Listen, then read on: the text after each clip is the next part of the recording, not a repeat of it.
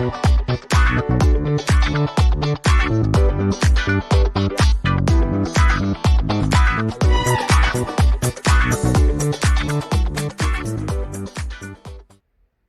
everyone, Jeffrey here, and to my surprise, the alliums I planted last year are coming up this year in the fall.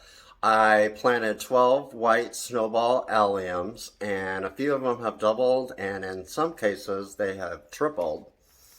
The average size of the snowball alliums is 15 to 18 inches. And they really must love this spot because a lot of them are 36 inches, and I had a little batch of them hit 52 inches this spring. 52 inches. The weather is changing fast this year with the temperatures going down, so I've pretty much cleaned out this flower bed. If I would have known that they were coming, I definitely would have waited. And the two lavender plants in this bed are on the second year, and the second flush is absolutely amazing.